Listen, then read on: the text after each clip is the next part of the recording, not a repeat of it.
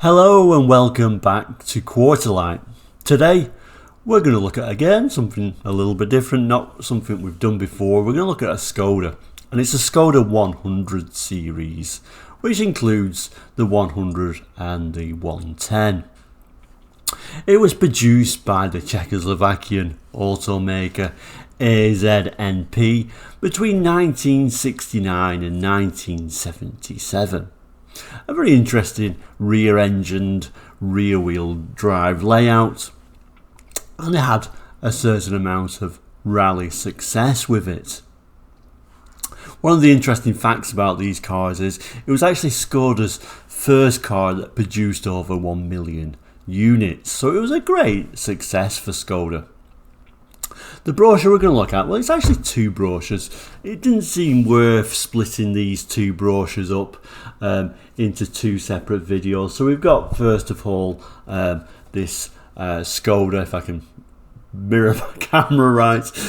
We've got the Skoda 100L, and we've got the rarer 110 LS.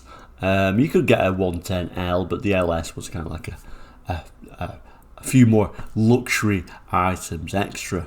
The only real difference that matters between these, the 100 had a 1 litre engine, the 110 had a 1.1, and there was other variations of this, but like I said, it didn't seem worth splitting these two up because they're so similar, so we'll try and look at them together.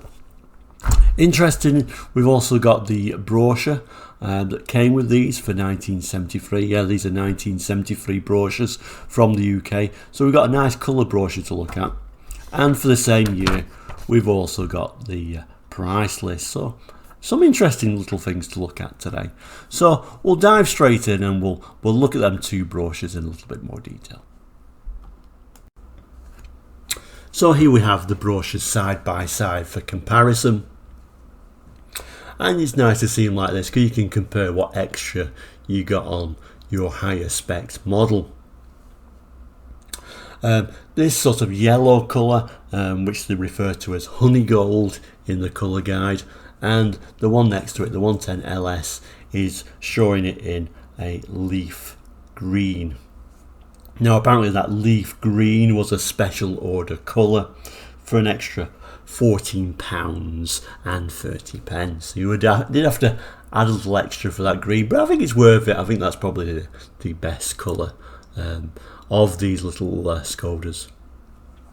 You can also see when they're side by side, the front badges are different, one to one side, one in the centre just saying Skoda.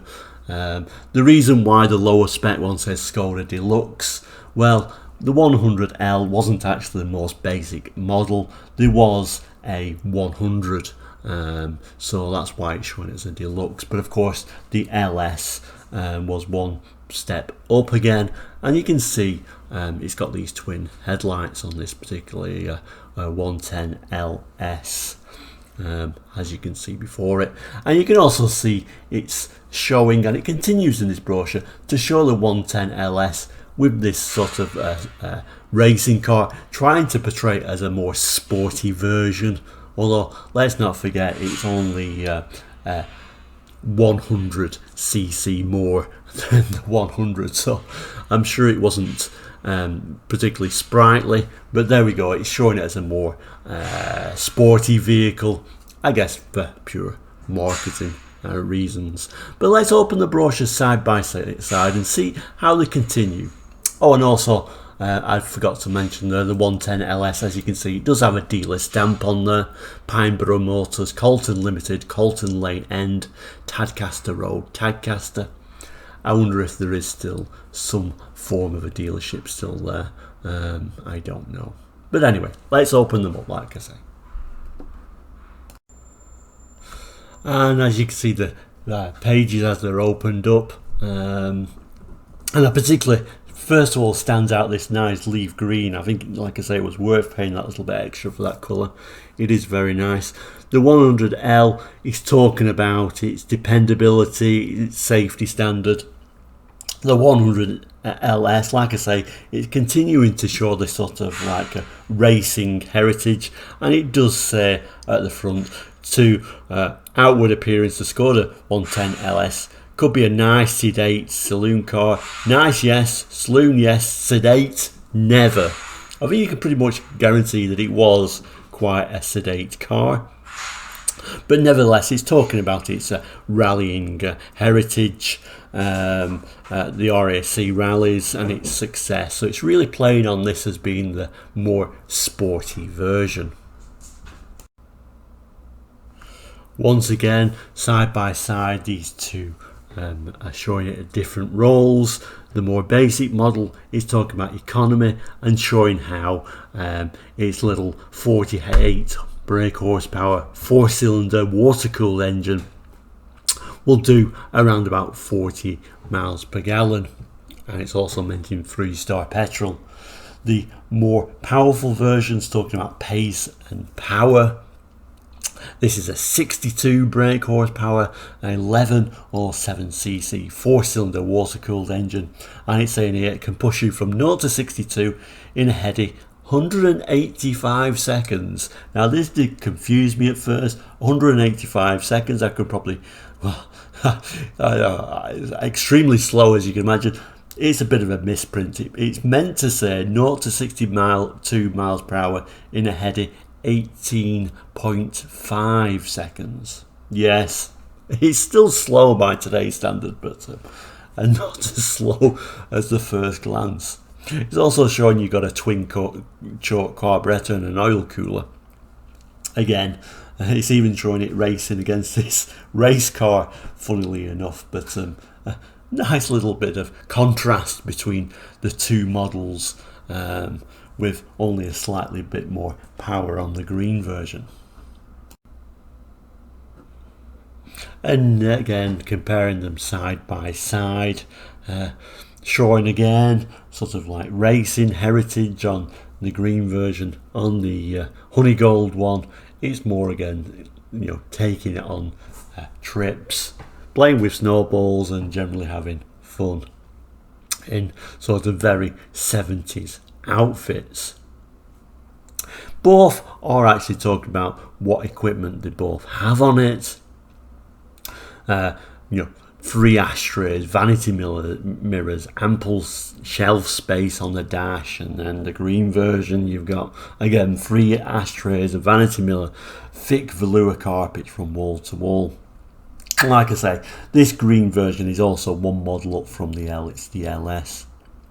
Now interestingly, when we compare the two side by side, the 100L, it sold in total or produced in total 217,767 units. Now this nice leaf green 110 LS, they only sold 40,057, so a huge difference, although one of that is also the production time as well. Like I say, the 100 was produced between 69 and 77. This green 110 LS was only produced between 71 to 76. So the green one overall was a much rarer car. There was other versions as well. The sort of rally or racing version was the 130 RS.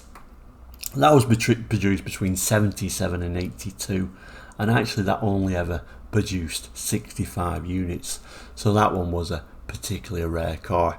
But when we're looking at the brochures, the green one is certainly much rarer than this more basic honey gold. These are the centre pages now, and yeah, you're right in saying that it is quite a big brochure. They certainly produced quite a big brochure with lots of pictures on them for what was a very sort of like budget minded car. The brochures were fantastic, to be honest with you, and to be honest with you, Skoda's got this really strange reputation for being a bit of a joke car, but there really wasn't a joke car. There was a really good car. I don't really know where all that amusement came from. Maybe it was just a low price, but they really got a reputation for being a joke at one time, probably later than this, probably more in the 80s, but they were really a fantastic car. They were well built, they were robust, which isn't something we can say about a lot of 70s cars, to be fair. Going back to the brochure, it's more of the same, basically. A contrast between the two models in the same way the rest of the brochure has been. This next page really does the continuation of this same theme, but still really nice pictures. These sorts of like chrome hubcaps kind of like remind me of Volkswagen hubcaps, and you can see clearly this is straight away a rear engined car by this big vent at the back there. Great pictures, a lovely car overall. I think the dimensions a little bit strange. It's almost like it could go forward or backwards. It's very well balanced in that way, but I do like them. Like I say, I would refer to this as being a classic car for sure. Nice comparisons here between the interiors of the two models. It looked like the higher spec one went for a more wood look interior, where the more basic model had this sort of like a chrome or aluminium type interior trim levels, but both very much black on black. Interestingly, it's saying on here safety belt anchor points for all 5 passengers, childproof locks on rear doors. I think that was quite advanced for the early 70s to have safety belt anchor points on all 5 passengers at a time when that was for a long time really. You didn't even have to wear rear seat belts in the UK, at least for quite some time. So it was ahead of its time in some ways. You can also see on the green one how you could fold the seats back to being a fully reclined bed position. That seemed to be quite a theme in the 70s, to have these seats that could recline as far as you could lie down in them. You don't see that so much today. Last page now before we get to the back page, which is the specifications, as it so often is. I particularly like this more basic one because it shows the rear of it. I think the rear is possibly my favourite angle for the Skoda. I particularly like this big vent and how it's laid out. If you also note, it's also got these twin reversing lights built in, which again, I think that's quite advanced for its time to have these features. So even though it was a basic car, it had everything you really wanted in it. Now, this is the end of the brochure pictures, but like I say, overall the pictures were fantastic throughout this brochure. It's top class really. Now, what we'll do, we'll look at the specifications, then we'll get to that all important colour chart, and we'll look at how much these cars cost. And the final back-to-back specifications. Like I say, I'll put the two brochures side by side so you can compare and contrast the different technical data on each model. Hopefully I've made this as clear as possible. If you wanted to pause this and compare yourself what extra the 110, I'm pretty much sure you can read that pretty well. So you compare each one's, quickly looking at it. Performance, so the smaller engine one, top speed 77.7 miles per hour. The slightly larger engine one was certainly a lot faster really. It could do 90 miles per hour. 0 to 62 times of 24 seconds on the 1 litre and 18.5 on the 1.1, and etc, etc. So certainly for that small 100cc's, it certainly was a much faster car, the 110, but like I say, it sold in much lower numbers. Was that to do with the price? We'll have a look at that now.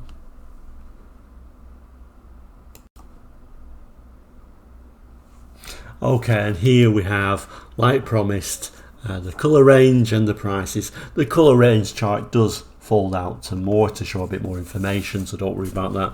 But I showed this really because it shows this very nice coupe version on here as well, which great sweeping lines, not much room in the back for passengers, but what a great little design that was.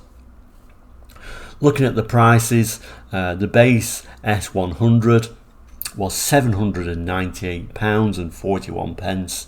The model that we looked at, the S100L, was £849.66. And if we jump to the other model we looked at, the 110 LS, that was £948.56. So round about for an extra £100 you could get that 110 LS compared to the S100. Also showing these colours here, so you can have it in dove white, honey gold, ice blue, smoke blue, agate, bohemian red, leaf green, and like I said, the leaf green that it showed in that LS was another £14.30 on top of your price. Let's have a look at the colours properly and actually see them. So here we have this rather lovely colour chart, and particularly one of my favourite parts of brochures, and certainly a guilty pleasure. I love these colour charts, particularly on these early cars. Again, we can see that nice coupe version, and you can see all the different colours there. This coupe version isn't the same colour as what we saw in the brochure itself. That was leaf green, but the one it's showing on here is only available for this coupe, and that's actually lime green, so there is a subtle difference there. And you can compare, and you can also see this yellow on the coupe is canary yellow. Again, it's not the same colour as what we saw in the brochure. That again is only available with the coupe. The one we saw in the brochure was actually honey gold. You can see it on the top right hand corner, 2166. It looks more of a brown there, but that's that honey gold colour. You could get more of a brown colour in this copper leaf, which was 2322. I wonder which colour that you would have chosen from this colour brochure. I think I would have spent a little bit more money and paid that $100, or sorry, not $100, that extra £14.30, and got that leaf green if I was going to get the 4-door 110 LS. And possibly, if I was going for the coupe, I might even go for that canary yellow. That would have been quite a striking colour on the coupe. But let me know in the comments if there is a particular colour that you would have chosen. It's always nice to hear different people's opinions. So there we go, the Skoda 100 and 110. I've always had a bit of a soft spot for Skodas, although I've never actually owned one.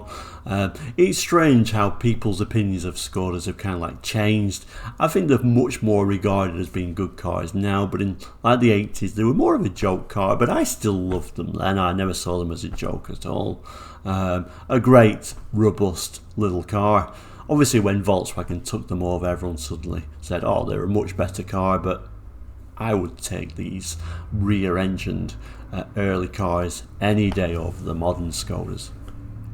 Let me know in the comments what you think. If you've owned a Skoda and how you found it, please let me know. That'd be always interesting to hear. But for now, this is the end of the video. Please do like and subscribe. There's always going to be more videos to come, and of course there is lots of back videos you can look through as well. I think we're over 50 videos now, so there is lots of different content for you to have a look at. So please do like, share, subscribe and comment, and we'll see you very soon. Take care. Goodbye.